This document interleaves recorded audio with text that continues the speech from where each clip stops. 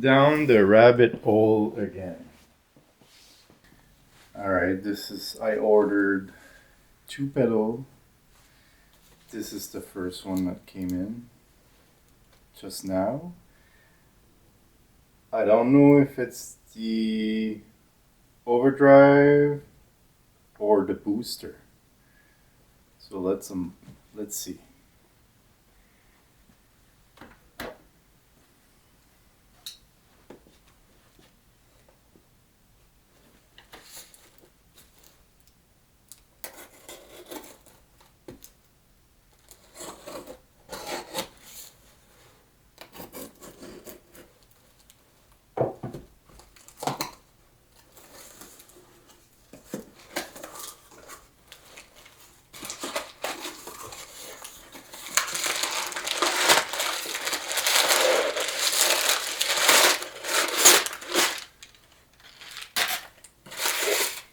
And it is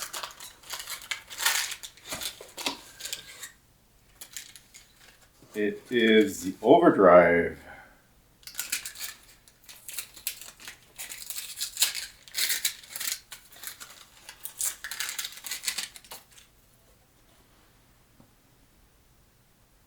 Let's try that.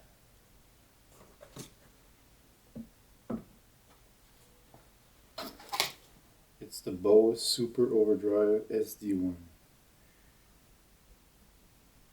I'm actually going to rebuild a pedal board. Since the last time I sold all my pedals, I'm going to be rebuilding from scratch. At the cheapest I can get, I got that one for $59.99 plus tax plus shipping, so that's not bad. They go for $89 plus tax. So I save a couple of bucks there. I'm gonna be receiving my booster later on. I ordered a Spark booster also. So I'm gonna be rebuilding from my experience the best I can get for the money and exactly what I would need, not like random pedals. Since I sold my last pedal board, I learned a lot, so I'm gonna be rebuilding on that. It's in pretty good shape. It's used. It's got Velcro on it. And let's check inside if there's a battery.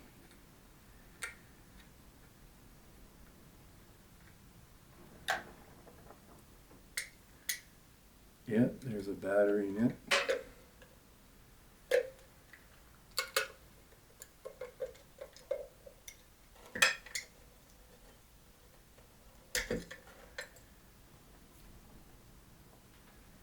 Battery. Let's put that in the tester. Multimeter.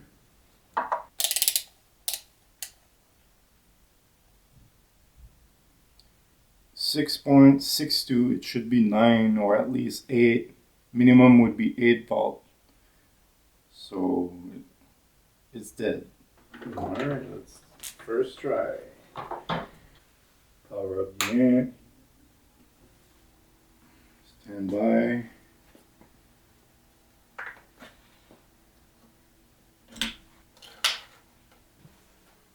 First try with this one here.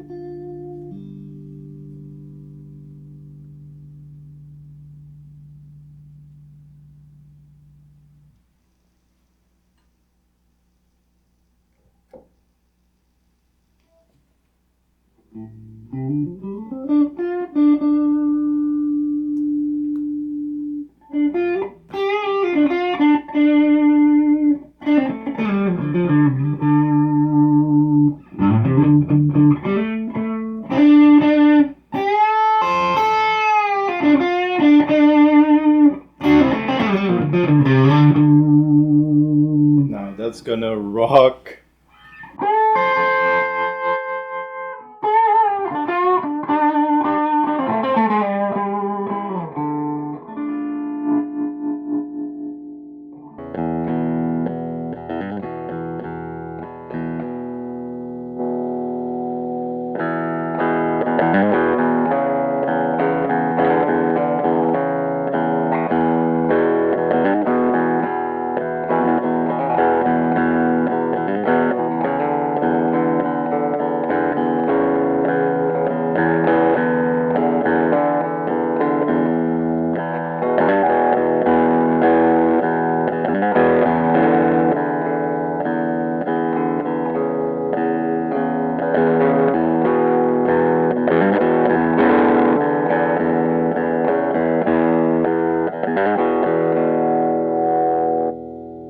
Okay, what you heard is the super overdrive here.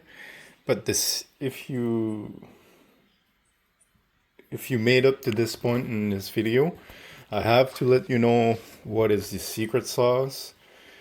The secret sauce to get that tone, or it's like the foundation I found there. For every tube amp, you need a booster. So that's the other pedal I got, the Spark booster, and that's my secret sauce now. It will be always on all the time, every time I plug to either this 1960 Ampeg there or this Buddha there. And what you heard is the Ampeg mic'd up with the SM58 just there. And the amp was on, the volume was on 3 and the tone was halfway, so there's only a volume and tone on that amp, and it was only at 3, so it was really comfortable in the room, and that's my way of doing. So again, the Spark booster, what it does, it just wakes up the amp and everything, especially if you have a Strat, like low output pickup. There's a fat mode on there. You just put it there and always on. It's basically like I can't play without that now.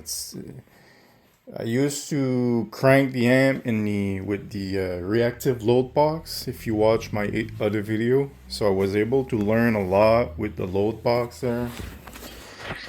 This load box there allowed me to push the amp, but it works, but it can't beat the sound of a speaker, like the speaker reaction, the interaction with the speaker.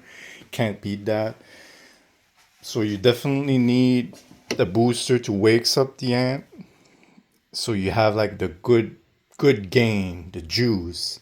Then you just use the overdrive when you need for solo or just to play with the dynamic there, as you heard. It will push the tubes in the sweet spots, and I did not record the dB in the room, but it's very playable. Like you can play for hours at that level.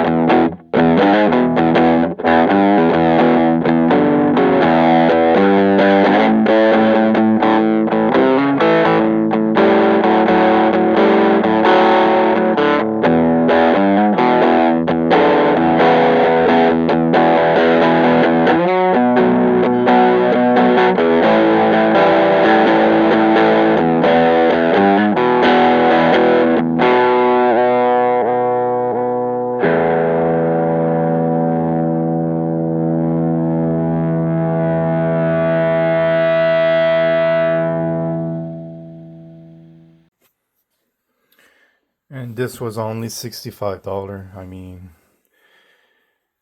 like, get one. Like, if you have a tube amp, you can't go wrong with this there. Spark booster for the price.